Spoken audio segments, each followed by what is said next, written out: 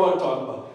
Oh, God, we moved recently, which was weird, because we downsized. Now, you're a man who understands this. Have you ever downsized, sir? Just did. Did you? How did it go? Terrible. It is terrible. Now, for the young people out here, maybe you're in your first apartment, your second apartment, you still got a mattress on the floor and milk crates are your shelves. Stay that way. Keep that shit, because you're thinking, one day I'm going to own a big house and I'm going to have all kinds of stuff. That's a lot of bullshit. Because once you have all that stuff, you got to find a place for all that stuff. And when you move, you realize, I don't need any of this. I don't. We were moving now. We bought our first house in the south suburbs. Then we moved to Los Angeles. We took everything from that house, moved to Los Angeles. Then we moved back here. Then we moved again. Why do I move so often? That's really none of your concern. But we found a box recently as we were cleaning out to downsize that had not been opened since we left for California in 1999. Yeah. And my wife was like, we should open this box and see what's inside. No, we should set this box on fire in the driveway right now. And she goes, well, what if there's money in there? Who are you married to? Last week we were digging through the sofa cushions trying to find change to pay the electric bill. You got some treasure buried downstairs that I don't know about, Blackbeard? What's going on? She's like, oh no, I think there's something. I said, here's the deal. If we open that box and there's money in it, you can set me on fire. How about that? Oh, we had to get rid of so much stuff, and it's hard because everything has sentimental value, right, sir? What was the hardest thing for you to get rid of? A couple cars. Couple cars? Whoa, easy, Mr. Rockefeller. Look at this kid. I don't have a car. Maybe this guy can give me one. I know, he's got a shitload of cars, sir. This guy just sitting over here in the front row going, I have so many vehicles. It is so difficult to get rid of all of them. What will I do? Maybe there's some young person who could use an Edsel that I have parked in my garage. You have an Edsel, sir? Useful, of course you do. Thank you for playing along. Just run over there and make it seem like they're enjoying the show too, would you? Oh, God, it was horrible because everything's got sentimental value. Oh, my mom touched this one time. I don't know what I should do. We found baby stuff. My daughter, for reference, is 25 years old. We found stuff in a box that she had when she was a baby, and I'm like, why do we still have this? And my wife's like, well, we didn't know. Maybe we were going to have another child. I go, that would have meant we would have had to have sex, and that didn't happen. So, really, this box is a moot point. I am at that age, I've got the wrist surgery, and I'm at the age where I'm worried about falling down a lot. Do you worry about that, sir? You look like a man who stumbled 2 or 3 times. No, I'm fairly well balanced. I don't know why you pick on me. I'm not a guy who falls down. Would you see me in the lobby? Don't talk about that.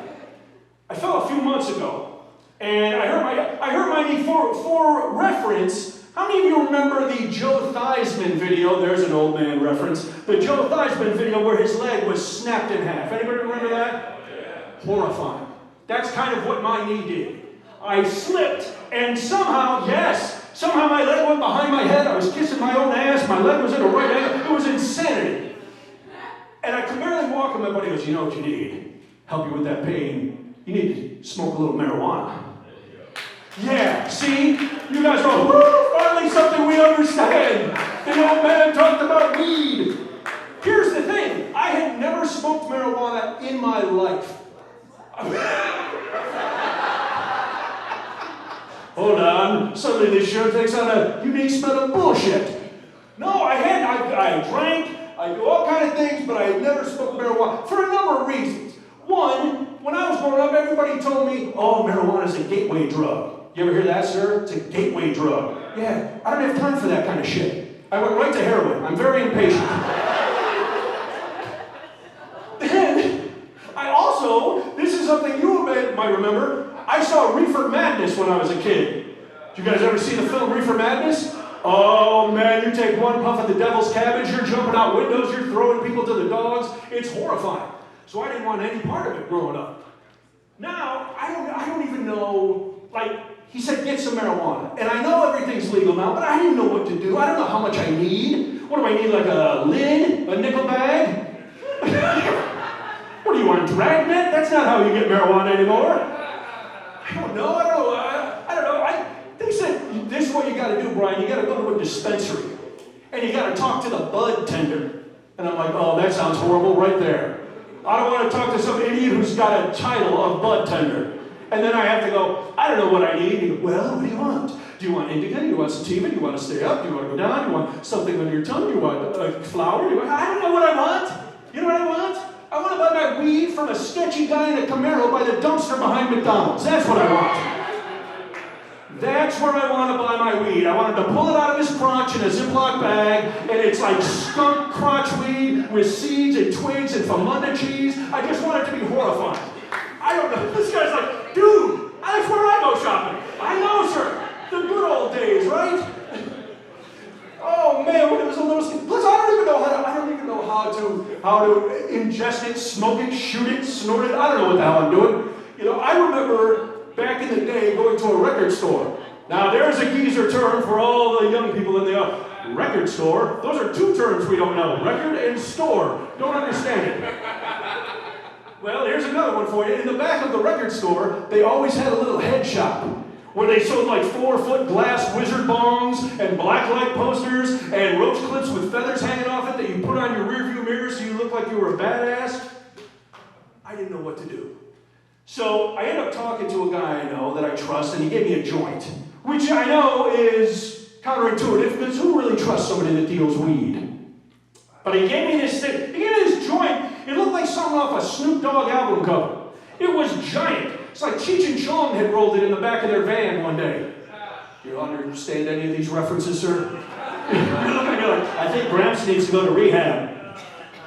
So, I got to get out of here, but I smoked this thing, and I didn't know if I should smoke the whole thing, because I smoke cigars. And when I smoke a cigar, I do smoke the entire cigar. I guess you're not supposed to smoke a whole Cheech and Chong joint all by yourself. No, because I think I got too high. It felt really good at first. I was all tingly, and I'm laughing. It was like there were 1,000 Tinkerbells flying through my body, and I'm like, this is kick-ass. Then I realized that my feet had turned to cement. Not regular cement, like the mafia found out I was a snitch and was throwing me in the river cement. I couldn't move, and then it started to spread all the way up my body. And you know in a medical drama where people are in a coma but they can still hear what's going on?